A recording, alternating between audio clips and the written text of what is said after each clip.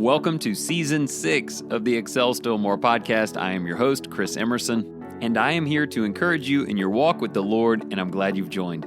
Our program continues to be sponsored by Cunningham Financial Group. John is a good friend, and he's helped me and my family in everything from stock and mutual fund investing to annuities, life insurance, and retirement planning. I certainly commend him to you if you have needs in any of those areas.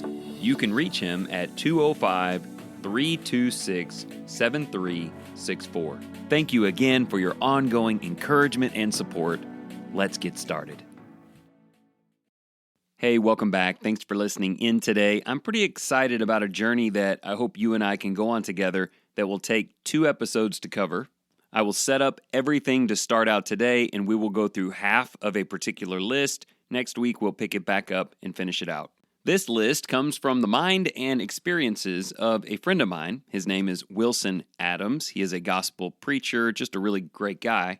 But he's also traveled the country for decades at this point, preaching and teaching and working with Christians of all different age levels. He frequently documents those trips and lessons learned through social media, and recently he put out a series of posts documenting 12 thinking shifts among millennials and Gen Z Christians. I think this list is interesting and engaging. You may find some of it challenging. Some you will embrace openly and say, that's exactly how I feel about it, and sometimes it won't make much sense to you at all. But if this list is accurately representing the changing thought of 2 generations of young people back to back who will soon replace all of the older folks already in the churches, then we need to be listening and learning and engaging. So what I plan to do here is very simple. We will lay these out 3 at a time. I will share with you the first 3 thinking shifts, and we will talk about them for maybe 10 minutes or so. And then in the back half of the episode, we will cover 3 more. And then we'll just basically repeat that process with the rest of the list next week. And you can find those lists in the show notes. In fact, I will put the entirety of Wilson's posts in the show notes. And while I will read most of that in these 2 episodes, you can go and dig in deeper there. Okay, before we get started, there are some absolutely mandatory things we need to cover. First of all, in case you haven't Googled this in a while, I want to clarify what age range we're talking about. He's representing shifts in thinking among millennials and Gen Z. Millennials are technically people born between 1981 and 1996. So generally speaking, it's young people between the ages of, say, 25 and 45. Generation Z is just beneath that, those born in 1997 up through 2012. So that's basically young people under the age of 25. So in my case, I'm 45, so I'm just outside of the millennial range, but I feel close enough that I have a lot of friends in that range. And at the same time, nearly all of my kids fit into that Gen Z range. Right now I have a 20-year-old and a 23-year-old who are independent thinkers, evaluating what is of primary importance among God's people, so this list was very timely for us. So here's the thing though, regardless of that, wherever you are, you may be way past it. You may be a boomer or the parent of a boomer. I just want you to listen to these things. You will still probably identify with some of them, but even if you don't, it doesn't change that this is the way young Christians think. These are the reasons they have the questions that they do, and we need to engage in even better conversation. Okay, 2 more quick things to cover. The title is 12 Thinking Shifts Among Millennial Gen Z Christians. That simple term, thinking shifts, is a scary one among a lot of God's people. They think in terms of the world, shifting away from God, or shifting away from the truth. And if that's what this list was about, it would just be me complaining for 2 weeks about the worldliness among the youth, and we would lament how bad it's gotten. That is not this list. The last word in his title is Christians. We're talking about people like my son and daughter, people like my 2 younger brothers who fit right in this range, or a great many other followers of Christ who are just thinking a little differently than their parents and grandparents did. Different doesn't equal bad. Shifting doesn't equal evil.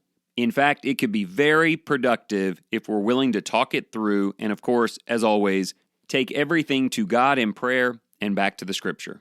Lastly, this is not an indictment of generations past. If you read that into my tone or into Wilson's words, then you have misread the situation. If our young people are asking questions and shifting the way that they think, defense mechanisms say they're attacking the faith of their fathers and grandfathers and so forth. They're saying that they must be wrong and we need to fix what is broken. You know what? Sometimes that is the case, but not always. Sometimes it is about pendulums moving around some, but other times it's just about our culture or what's happening around us in the world that's leading us to study certain things and put emphasis on certain things that may be different from a generation or two ago. So anyway, I'm going to jump in, but I hope I've been clear about all of that because some of this you will love, but don't love it too much. Don't jump in and go, that's what I've been thinking my whole life, and I'm going to tell everybody.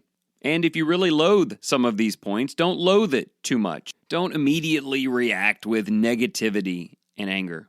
Mainly just listen, so that whether you're in this age range or not, whether you follow this line of thought or you don't, God's people can remember, past episode title, that communication is key, and that oftentimes most, if not all people involved here love Jesus and want to do what's right.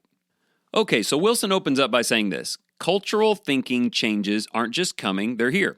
In some ways, pruning thinking is biblically healthy. It's okay to ask about differences between God authority and man tradition, the thing Jesus confronted. With significant numbers seeking to reignite their faith into greater pursuits of evangelism, their observations should force us to re-examine our own commitment.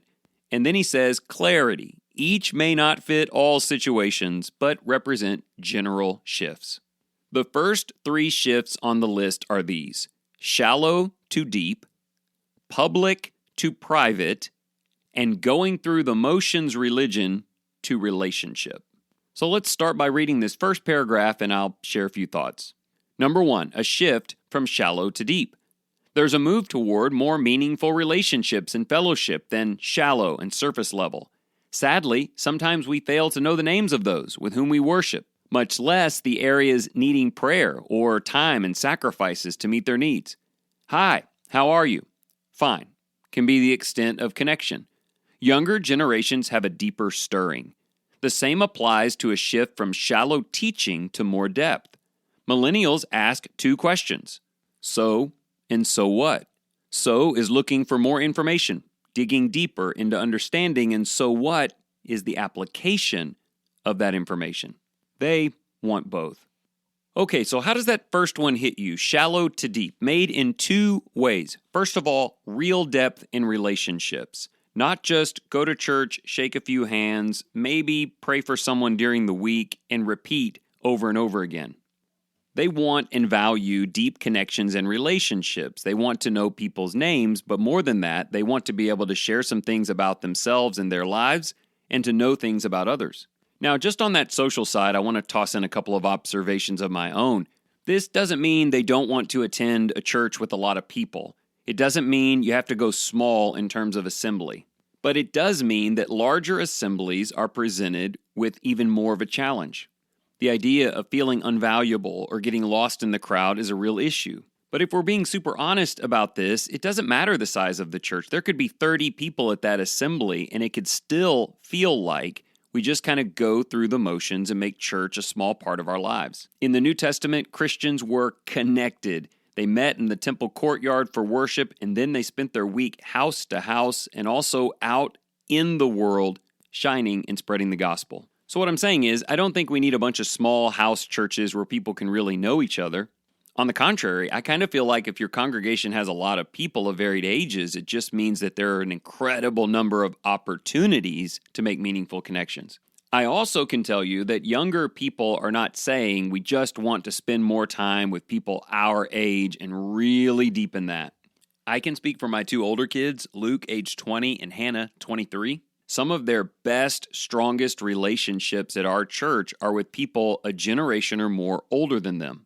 Intergenerational depth, not just handshake, how you doing? Real in-house time, devotion, and development efforts intergenerationally are amazingly valuable. Now, regardless of your age, you may be like, yeah, I want that, and I see the value in that, and I think we've always wanted that.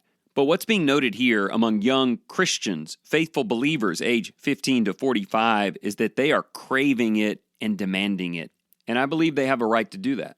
He noted that shallow to deep also had to do with Bible teaching, and particularly not just about learning facts, but learning the real application of those facts. By deep, it's not a really, really hard Bible study, but a Bible study that in terms of application reaches deep into their heart and into their lives. So if you're in that age range and you are craving that kind of depth, relationship, and study, then you are not alone. And if you're a Christian over the age of 45 trying to connect to these younger generations, I hope these things they're yearning for as a whole are incredibly encouraging to you and give you some fresh ideas. Okay, so the second one on the list is a lot like it, a shift from public to private.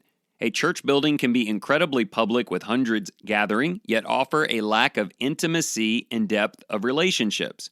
Millennials and Gen Z are not less spiritual, but can be more so because they seek involvement on a serving and private level. They seek connection beyond public assemblies and want to serve and be used. Basically, what they're saying is just going to church isn't enough. I think they have opened eyes, unbiased views of what it looks like when people go to church and really check that box, but their lives lack prayer, lack regular study, lack real Christian interaction. Our younger people have seen firsthand in real time what technology and other things developed in this world have done to relationships. Some of that, unfortunately, they've seen in their own parents, and they don't want it. And like I said before, I don't think this means they want to flee public worship spaces or leave churches if it has over 100 people and just meet in a dorm room. But it's more like one will not survive without the other. Public Sunday worship can be wonderful, but it isn't enough. If you're in that younger generation and you're thinking we need to have studies during the week, we need to get together outside of church services and be active in some service-filled way, you are absolutely on the right track. And if that's a shift in your thinking, it's a good one. And if you're older than that and you're wondering why it doesn't seem like that generation is plugged in at worship like you'd like them to be, just understand that if that is all of the activity among God's people that they're getting, it's just not enough. And I think it's possible they can get confused and maybe even afraid about how that's making them feel about church and worship and living a faithful life. This brings us naturally to the third in the list, a shift from going through the motions religion to relationship. Younger generations are not interested in box checking. They don't want to show up just to show up. They crave connection, vertical with God and horizontal with people, often lacking in the Zoom room culture. I see generations caring deeply about helping hurting people and wanting a faith that makes a difference. I really love this point. I talk a lot about box checking. It's not wrong, of course, to do a great thing, but it can't be just for its own sake. It has to be a part of our worshipfulness, our love for others and for God, and it has to be accompanied with a wonderful set of ing things like honoring God and growing in that, and also learning, engaging, and making a difference. And I'm just really hopeful that those who are in that millennial Gen Z range can articulate this to the older generation properly. We're not saying what we do isn't good enough. We're just saying it's not enough. We want to keep doing what we all believe is right, but we need to make sure that it really lives in our lives. Maybe you hear something like, they crave connection vertical with God and horizontal with people, and you immediately start thinking about ways that young so-called Christians engage in that you don't think are biblical. But I'll tell you this, if you think the only biblical way does not deepen and work on greater vertical connection with God or horizontal, service-filled, real-life connections with people, then you may actually be part of what's pushing them away. So I don't know about you, but as for me, as someone just outside of the age ranges defined, I'm ready to do some more listening. Because they're not the only ones who want to get away from box checking and into true relationships, and their craving for that shift may be exactly how God is at work in my life. All right, so in Wilson's second post, he just opens with this: there arose a generation who did not know the Lord. Historically and contextually, one generation forgot to teach, and the next forgot to learn. He said that is not what this is. It's not what I'm talking about. Millennials and Gen Z want to know the Lord. In fact, they want to know the Lord more than just knowing about the Lord. There's a big difference there. He adds that the purpose here is to be open to having the conversation. And then comes numbers 4, 5, and 6, a shift from planning to praying, a shift from gathering to scattering, and a shift from preacher trading to preacher training in-house. These are really rich, and I've paired them with the first set because they serve as great applications of what we're trying to develop. Under number 4, a shift from planning to praying, he writes, they've noticed that the more we plan, the less we pray. That's backwards.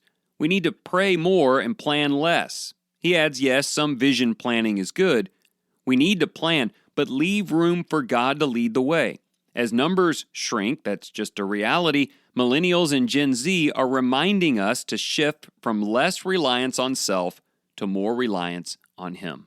Now, a lot of us are planners, so we may not love this point so much, but it sure is a good one. We try to organize things and structure things and plan things to make it good for our young people and to help people grow in faith, and all of that has a place. But engaging together in really connecting to God is more valuable than all of that. He mentions prayer, but this makes me think about singings. Have you ever been around a bunch of teenagers or 20-somethings when they were singing gospel songs? It is powerful and emotional and really just incredible. For the most part, that doesn't feel procedural or box-checky or just something that the church is supposed to do. It feels like worship, like connection to God right beside fellow servants. His observation here is that young people are yearning for that in terms of prayer, and I would add just simple Bible study. Even up to and beyond people my age, I meet Christians a lot along the way who have not just sat with a group of men and prayed for an hour, or just sat down and talked about how God's Word was changing your life. We've started having meetings like that with men my age who worship here, and honestly, it's just felt like something that has been missing. I think, again, if we can engage this intergenerationally, if those who are older can see that not only do young people need more prayer and study, but they want it, then maybe those who are older, who have more means or nicer, larger homes, can open them up and accommodate that. Number 5, a shift from gathering to scattering. We tend to place a majority emphasis on church-building gatherings, and of course, gatherings are important and God commanded. But we also see examples of New Testament scatterings. For one thing, Christianity exploded in century 1 because persecution led to scattering, Acts chapter 8. Persecution necessitates a sifting, and sifting leads to a shifting in thinking back to go into all the world. Listen, this is not an indictment of a lack of evangelism in the past generation. But to say that some local gatherings of believers need a shift of thinking back to the Great Commission and the way that the church grew, I think there's room to say that. It's not going to cost us our younger people if we say we need to get out of this church building and go be Christians and go spread Jesus and go show the character of the Spirit. They're not going to say, no, we don't want to do that. We'll see you next Sunday. They want that. And the truth of the matter is, we all need that. So as we wrap this up, the 6th one is quite specific, but I think true and meaningful. A shift from preacher trading to preacher training. There's a mindset similar to sports. Large churches seek up-and-coming preachers groomed by smaller churches until they're ready to move up to the bigger churches, even though they may have no prior relationship with them. Look for more in-house development of those known by the congregation, similar to the Antioch example of Acts 13. Maybe some millennials or Gen Zers would step up if given a chance. I'm glad we're out of time because I could talk for 10 minutes about this. I believe that that's where things are heading, that local preachers will be less about fully supported guys who move around the country and more about developing local talent, supporting students and learners and presenters right there among your own family, and nurturing all of the connections therein by men who stand a good chance of staying there and working throughout their entire lives. But do you see the common thread here, and are you excited about it? The idea is these generations are saying, we want to actually pray and study more. We want to influence the community and share the gospel more. We want to grow right here and find our best workers among one another. That is amazing news. And yes, it may demand a shift in thinking for some, but it sounds to me like a really, really good one. So let me finish by going through these one more time. A shift from shallow to deep. Deeper study, deeper relationships. A shift from public to private. Worship is great. We need to meet outside of worship, smaller groups, more intimate settings. Number 3, going through the motions, religion to relationships. They're not interested in checking the box or doing what's always been done. They want it to mean something. Number 4, by less planning and more praying. Number 5, by featuring the scattering of the word, not just the gathering of believers. And number 6, by developing preachers and teachers and workers right here among us. There are gifted servants of all generations all across this country that, if nurtured and cultivated, can make them incredibly useful. And when you add to that this drive that they have, not to just be consumers, but producers, I feel like there's a ton of good work we can do together. I don't know about you, but I like what I'm hearing and seeing among Christians ages, say, 15 to 45. Some of them are definitely pushing for change, and they need to be careful and respectful in how they do that so that we can all move together. But that may start with each of us and all of us, regardless of our age, humbly and openly exploring generational shifts.